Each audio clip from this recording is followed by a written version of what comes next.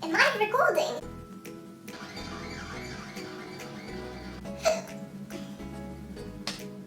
Welcome back to my channel. I'm Estelle and I'm an inspiring singer-songwriter. Today I want to share with you what was probably my biggest panic attack in terms of performing in front of people. So, as you may know now, I'm a student at BIMM London and I'm doing a singing course where each week we had a live show. And basically at the beginning I was very shy. I could not sing in front of anyone, which is really weird for a singer-songwriter, but I mentioned that before. If you want to go back to my video about open mics, at the beginning of the year, I think it was the third or fourth week into it, we had a song to prepare called Gracefully by Vintage Trouble, and actually I did rehearse that one at home. I was ready to go on stage. It was suiting my voice. I could sing it and I could perform it, so I was really happy to go to class finally, after refusing to go on stage for the past few weeks. And even on the day of the class, we used to call it the LPW, Live Performance Workshop. In the morning I came really early to rehearse with some friends. I was ready, I was really happy about that. I was going to take back, that kind of confidence, because for the previous weeks I was either avoiding going on stage or going on stage but then forgetting the lyrics. So this time I was so ready for it and I thought, this is it. This is my day. I'm gonna take back my confidence and I'm gonna show them what I can do. The LPW came and my amazing teacher said, who would like to go first? I thought about going first, and when I said I want to, he told me, no, we're gonna start with the male key, so like singing for the male voice, and the female voices who are supposed to sing higher, you girls are gonna go next. Do you see what you've done to me? Gone and washed away my misery with your touch. You love me gracefully. Do you see what you've done to me? Gone and washed away my misery with your touch. And I thought, wait, I actually rehearsed in the male key. So I told him, I said, yeah, but I know the song in the male key, not the female key. I cannot do the female key. I have a low voice. And he said, no, you can definitely do the female key. You're gonna do the female key. And when he said that, I just imagined in my mind the female key, thinking that for me this song in the main key was already a challenge. Can you imagine transposing this song higher? So I said okay, and I didn't show any signs of being scared or what, but my mind was falling apart and I was thinking, I am not gonna do that, this is not gonna happen. And it's like the open mic video where you put your mindset into thinking that you actually cannot do it.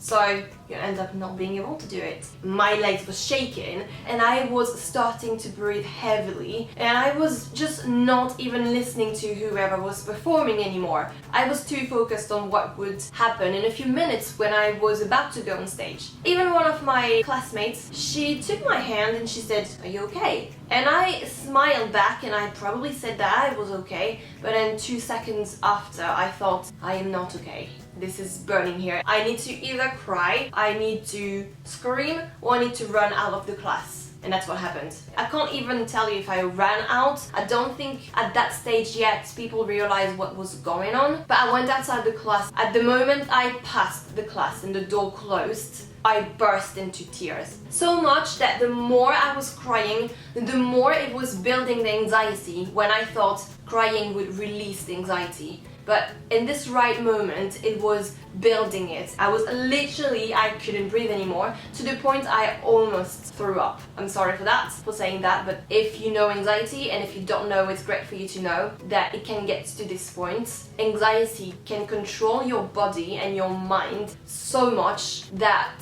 you become completely sick.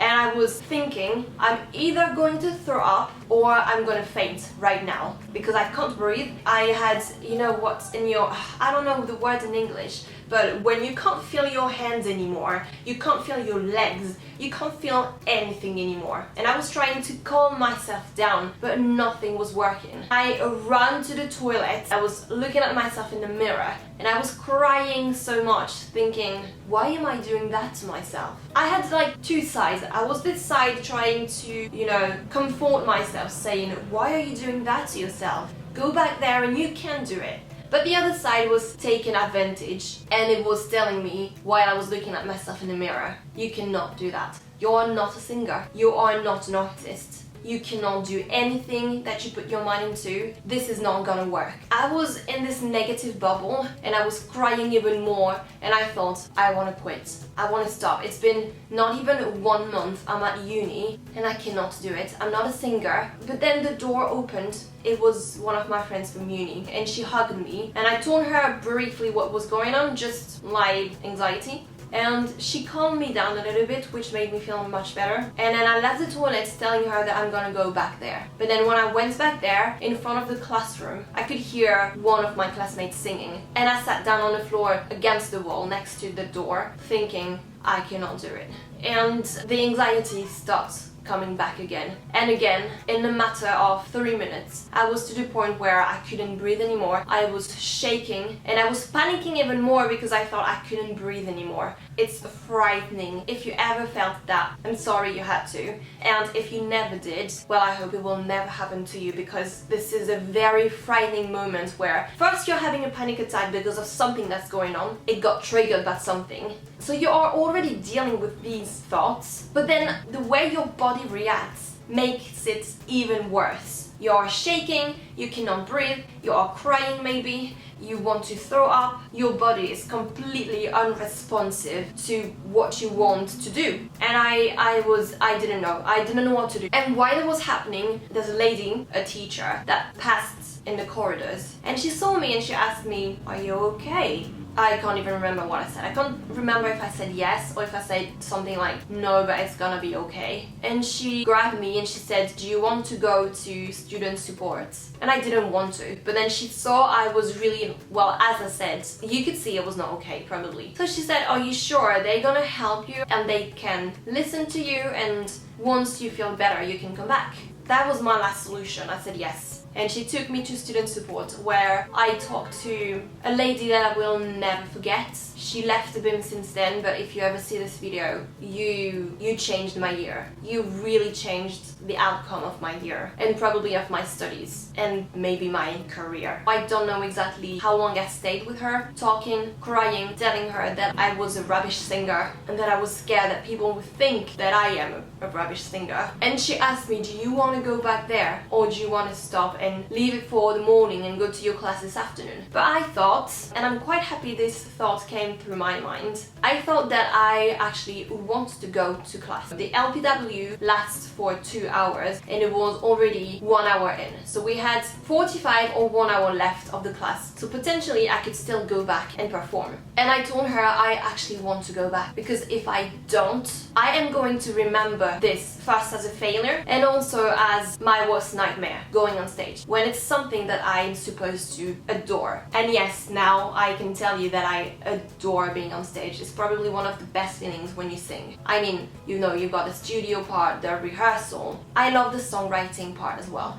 But the performing part of this job and this career is out of this world. And I thought, I really don't want to remember this as my worst nightmare. If I don't go back there now, next week this is gonna happen again, because next week I will build the anxiety even more because of what happened this week. And I told her, no matter what happened right now, when I go back there, I am going back there. And I think we had like half an hour or 20 minutes left of the lesson. My teacher saw that I probably had like red eyes, that something happened. He came to me and said, are you okay? And I said yes. And he told me, do you want to sing? And I said, I want to, but please let me do the male key. I just want this today. He accepted, and he asked me to, on the spot, do 3 or 4 notes. And I did them and I could reach them, and he said, sing, you can do the female key. But for today, you're gonna do the male key, it's fine.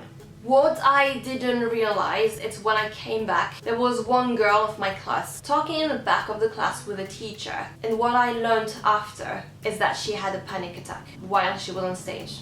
That made me feel like I was not alone, and that made me feel even more than that it was normal. It was part of what we are here for, and you're never alone. It doesn't make it any better, I know for a reason, but it means that people know anxiety exists. Some people don't, and that's why we have to talk about it really openly and as natural as possible. It doesn't have to be taboo. Don't build it inside of you. Don't keep it for yourself. Talk about it. While I was having a panic attack outside, thinking I was all alone in the world and I was the worst singer ever because I was the one who was having panic attacks, someone in the same class at the same time was having a panic attack for the exact same reason. Not that I feel good about it, it just makes me feel like we are human beings and we feel things intensively sometimes, and it's okay. So came my turn to perform, and I performed the male key and it went very well. My voice was still a bit, raspy because I cried for more than an hour. My body was still recovering, but the process of performing in my comfort zone while I was in a very uncomfortable situation, but the main key was my comfort zone, made me realize that this is a way to recover. You face the problem. I wanted to talk about this particular event not to seek for attention. I didn't need the attention at that time, apart from the help. Attention isn't always negative. It can be really good. If that teacher in the corridors didn't see me and she didn't give me the attention at this moment I needed to make me realize that I needed help, well, maybe I wouldn't have performed, and who knows, maybe I would have quit. So don't think that showing that you need help is bad.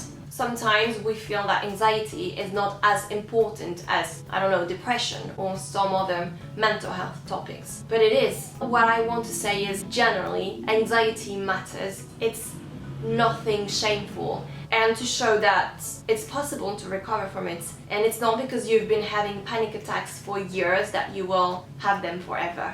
I was scared of singing in front of people for 10 years. I don't have superpowers. If I can do it, you can do it. I hope you like this little story time and kind of experience turn into a little advice. I don't know, take it however you like. Let me know in the comments if it ever happens to you to have panic attacks, if you want to share it obviously. Please give a thumbs up if you liked it, and don't forget to subscribe to me. I will see you in the next video.